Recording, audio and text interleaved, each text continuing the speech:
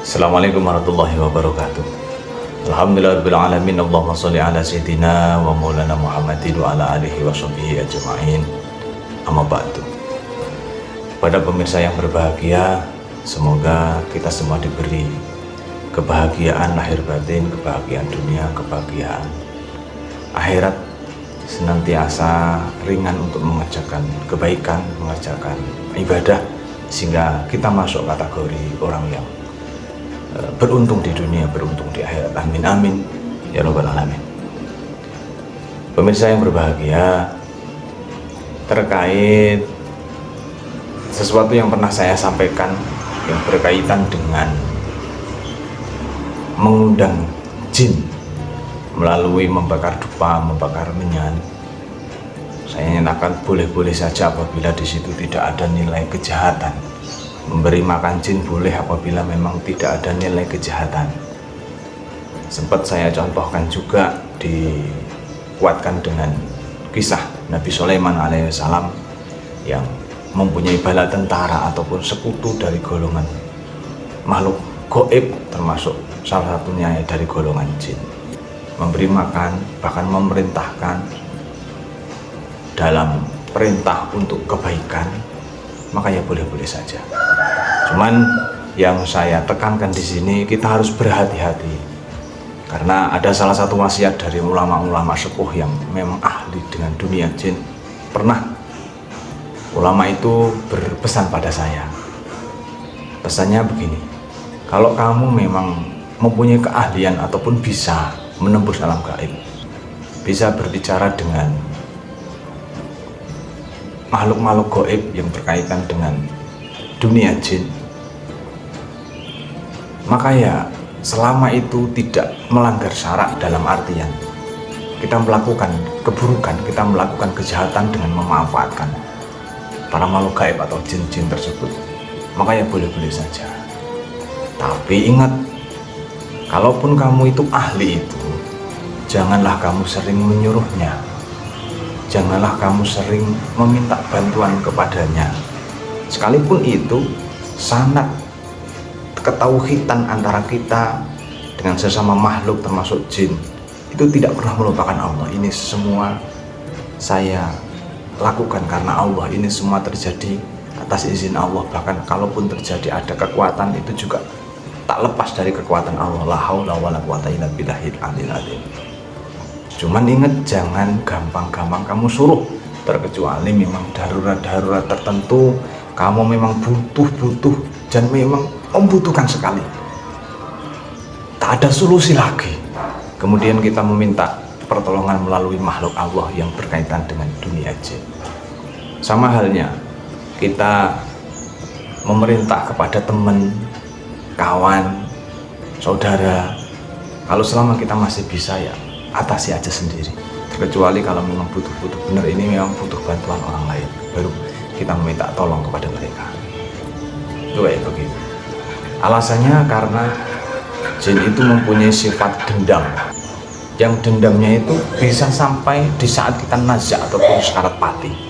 Ini bahayanya kita berurusan dengan dunia jin. Saya mengingatkan agar kita semua, kalaupun memang punya keahlian yang tentang dunia gaib, berhubungan, berteman, bersekutu, bersahabat dengan bangsa-bangsa gaib, kita bisa tetap selamat ketauhidan kita, sehingga kita tidak masuk dalam kategori orang yang musyrik ataupun orang yang syirik kepada Allah Subhanahu wa Ta'ala. Karena ada istilah sebaik-baiknya jin itu seburuk-buruknya manusia. Sebaik-baiknya jin itu seburuk-buruknya manusia. Dalam artian, baik pun itu nilai buruknya lebih kuat, lebih bahaya. Apalagi kalau kita hanya sebatas mempunyai keahlian bisa menembus alam gaib, lalu kemudian kita bisa berkomunikasi, ngobrol, hanya sebatas itu saja. Ini lebih bahaya juga. Ini bisa bahaya juga.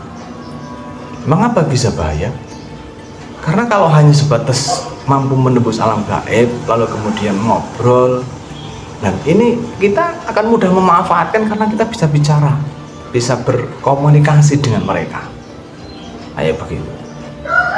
Dengan tanpa kita ketahui yang kita jadikan sahabat, yang kita jadikan teman, yang kita jadikan sekutu sebagai sesama makhluk Allah ini sudah muslim apa belum?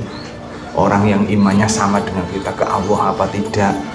Kalau sampai kita ini salah dengan khodam yang masih jin kafir, yang dia tidak mengenal Allah, tidak mengenal Rasulullah, ini bahaya.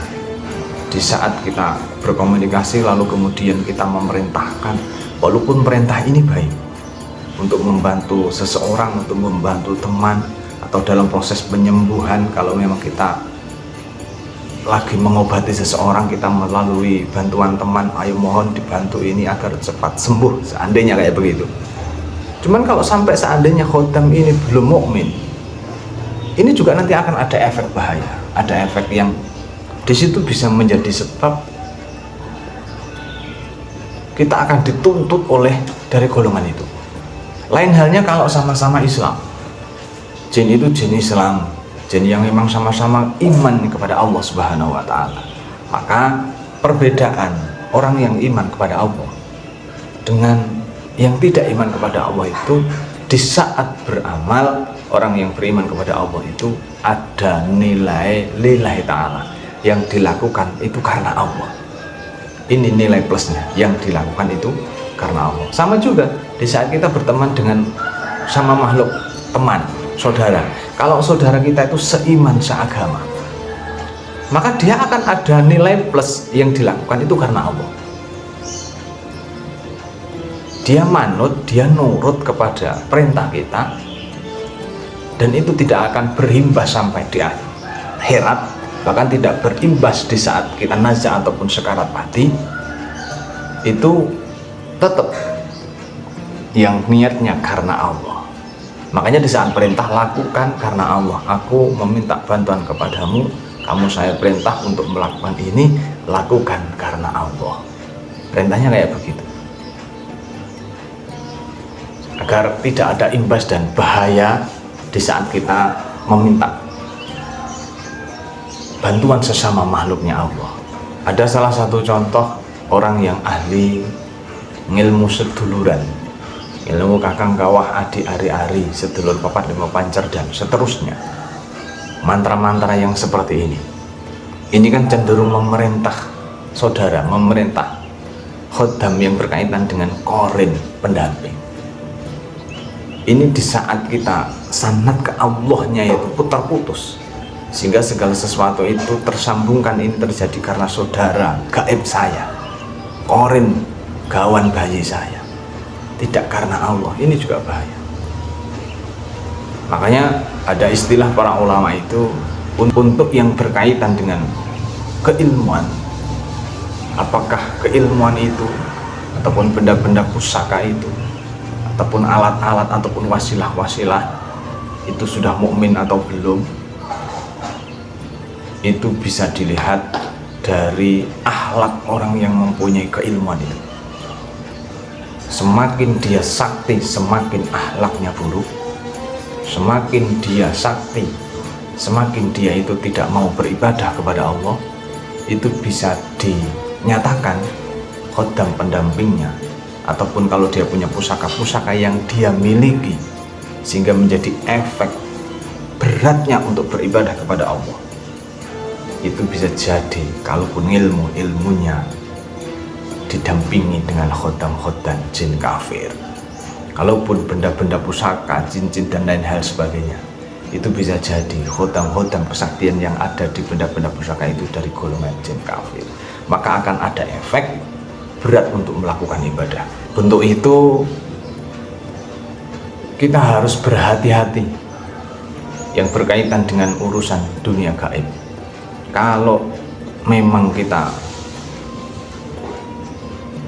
tidak ingin berisiko, ya lebih baik nggak usahlah berurusan dengan dunia gaib. Apalagi kalau memang kita tidak terlalu ahli di dunia itu, terlebih-lebih kita tidak paham dengan kajian ilmu ma'rifat hakikat yang tersambung kepada Allah, sehingga kita bisa menjadi golongan orang yang musyrik ataupun syirik, dalam artian menyekutukan Allah, dalam artian meminta pertolongan kepada selain Allah, dalam artian di situ memintanya memutus tali ketauhidan kita kepada Allah, melupakan Allah, berhenti kepada wasilah. Intinya, bagi saudara-saudara, teman-teman, termasuk kita semua yang cinta dengan kaitan keilmuan, yang cinta dengan benda-benda pusaka, senang mengoleksi benda-benda yang bertuah, maka harus berhati-hati. Kaitan khodam harus diperhatikan, ini khodamnya sudah Islam apa belum, masih kafir atau sudah mukmin, itu harus diperhatikan, karena itu bisa berefek baik juga bisa berefek tidak baik. Kalau sampai khodamnya itu belum Islam ataupun belum mukmin, itu pasti akan ada efek tidak baik untuk kita, bahkan bisa untuk keluarga. Makanya secara orang Jawa itu ada istilah kesikugaman, sakit ataupun bermasalah karena pegangan dia sendiri, itu karena salah pegangan, itu kayak begitu. Saya sedikit ada cerita yang berkaitan dengan pusaka. Sewaktu itu saya meminjam pusaka teman saya, keris Ombyang Jimbe. Nah, secara kebetulan saya kedatangan tamu Habib, yaitu Habib Muhammad. Pada saat itu Habib Muhammad itu memang Dzurriyyah Rasul yang ahli jin. Beliau mempunyai keistimewaan atau kelebihan yang sering didatangi jin. Bahkan beliau sempat cerita kepada saya, sholat berjamaah dengan jin itu biasa. Bahkan kadang di saat dia tidur itu digugah sama jin, hanya untuk sholat berjamaah. Jin itu ingin sekali sholat berjamaah dengan beliau. Nah, berhubung dia cerita tentang masalah kayak begitu, saya teringat saya pernah meminjam pusaka teman saya, Ombyang Jimbe. Waktu itu saya ambil, lalu saya kasihkan kepada beliau, Bib, ini ada pusaka teman saya. Waktu itu saya ada kepentingan pinjam pusaka Ombyang Jimbe, tolong dilihat bagaimana. Waktu itu nama Habib itu dipegang, lalu dengan beberapa ritual yang dia pahami, lalu setelah itu Habib itu berkata, oh, pusaka ini pusaka keturunan, bukan pusaka pertama, bilangnya begitu. Cuman inti poin yang akan saya sampaikan, ada poin pesan dari Habib itu. Ingat, kalau teman kamu kadang mempunyai kesukaan tentang masalah benda-benda pusaka atau benda-benda bertuah, harus hati-hati, karena kalau sampai khodamnya masih kafir, itu bisa berefek tidak baik. Bahkan ada istilah mengganggu sekarat pati. Bahaya betul, bahaya sekali. Itu kayak begitu, bisa mengganggu sekarat pati. Masya Allah, sewaktu saya mendengar itu ya sempat ngeri juga. Oh gitu ya, iya, bisa mengganggu sekarat pati kalau khodamnya jin kafir. Akhirnya Habib itu cerita begini, ada salah satu rumah itu angker, bener-bener angker, bahkan banyak kejadian yang tidak masuk akal, bahkan sampai kejadian-kejadian tragis, bahkan sampai terjadi kematian di situ karena saking angkernya. Nah, pada suatu saat ada salah satu santri yang pulang dari pondok pesantren kemalaman, lalu hujan, kemudian dia singgahlah ke rumah itu. Sebenarnya sih hanya sebatas karena hujan, karena hujannya nggak terang-terang gitu. Nah, secara tidak langsung ternyata pintu itu tidak terkunci juga, tidak terkunci. Akhirnya karena saking derasnya hujan, akhirnya masuk pemuda ini, masuk ke dalam rumah. Berhubung dia juga waktu itu masih punya wudhu, gitu kan, masih punya wudhu, belum batal. Akhirnya karena belum sholat isya, lalu pemuda itu melakukan sholat isya lah di situ. Padahal waktu itu sebenarnya pemuda itu sempat dengar kalau rumah itu angker, banyak kejadian, bahkan banyak orang yang mati di situ. Cuman ya karena kepaksa kan, karena terpaksa, karena ya hujan, lebet juga. Akhirnya dia terpaksa akhirnya ya tetap berteduh sih di situ. Akhirnya berhubung dia masih punya wudhu, dia sholat isya di situ. Sholat isya, lalu melakukan dzikir wirid ya kayak biasanya lah. Kebiasaan santri itu kan ya, dzikir itu kan biasa saja ya. Kabeh semua santri ya kayak gitu, mempunyai kebiasaan gitu. Nah, di selah-selah dia dzikir itu, kemudian ada suara, "Hai laki-laki," gitu. Kok seperti ada suara, "Hei laki-laki." Bener apa enggak ini? Lalu kemudian laki-laki itu memberanikan diri. Siapa yang bicara? Tolong keluar, jangan hanya sebatas bicara. Saya ingin bertemu langsung, biar kita kalaupun memang ada yang perlu diobrolkan, enaklah kita ngobrol. Ada yang akan saya tanyakan kayak begitu. Karena dia mendengar rumah itu angker, banyak kejadian. Akhirnya beneran itu, khodam itu muncul berwujud manusia. Ternyata khodam itu ya pakai udeng-udeng, seperti orang alim gitu, seperti para wali gitu, udeng-udeng. Lalu, "Mengapa kamu mengganggu saya?" Lalu khodam itu menjawab, "Saya tidak mengganggu wahai pemuda, wahai laki-laki. Saya ini suka dengan apa yang kamu lakukan. Karena saya teringat dengan Tuhan saya yang membawa saya ke sini." Emang siapa Tuhan kamu? Tuhan saya ya yang punya rumah ini yang pertama kali. Orangnya alim, orangnya ahli ibadah, orangnya senang membaca Al-Quran, orangnya senang zikir. Jadi teringat kayak itu, saya itu suka sama kamu. Oh gitu. Saya ingin tanya, di sini rumah ini kan kondang angker nih. Banyak cerita, bahkan ada yang mati di sini. Ini bener? Apa kamu yang melakukan? Iya, saya yang melakukan. Bilang apa? Kok kamu sampai kayak begitu? Saya itu marah sama orang itu. Orang itu tempat di sini tidak mau ibadah, tidak mau baca Quran, tidak mau sholat. Saya merasa terusik dengan orang-orang yang tak mau ibadah. Malah kadang dia itu di sini mabuk-mabukan. Saya marah. Sewaktu dia naik, saya dorong sehingga dia jatuh, matilah terjadi. Masya Allah ya.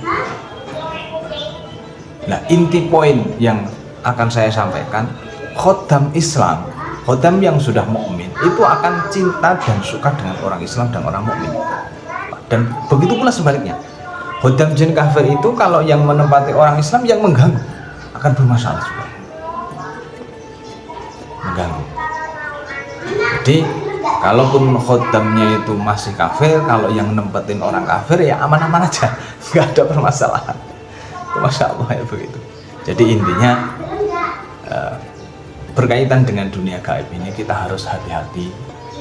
Pesan-pesan dari guru-guru saya, ayo kalau memang kamu punya keahlian tentang masalah dunia jin, jangan sering diperintah. Itu diingat, jangan sering kamu perintah terkecuali memang benar-benar ini memang butuh dan benar-benar butuh. Kalau enggak, janganlah diperintah-perintah, biasa-biasa saja.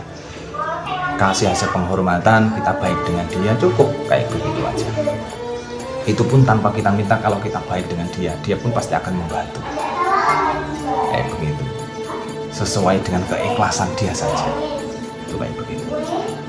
Jadi poinnya, kita harus hati-hati. Yang cinta dengan benda-benda pusaka, pegangan-pegangan bertuah, termasuk keilmuan, kalau sampai itu menjadi penyebab beratnya kita ibadah, nah kita harus teliti. Jangan-jangan keilmuan kita ada yang belum Islam, jangan-jangan pusaka atau benda-benda petuah yang kita miliki ada yang jin kafir, sehingga berefek tidak baik. Semoga pesan yang saya sampaikan ini bisa menjadi inspirasi, membuat hati-hati untuk orang-orang yang ahli dunia gaib, ahli-ahli berhubungan dengan makhluk-makhluk gaib. Semoga dengan itu kita semua senantiasa diberi rahmat, dengan keberkahan kita bisa berbuat baik kepada sesama makhluk Allah. Itu saja yang bisa saya sampaikan. Untuk kurang dan lebihnya mohon maaf. Semoga kita mampu mengerti hikmahnya. Assalamualaikum warahmatullahi wabarakatuh.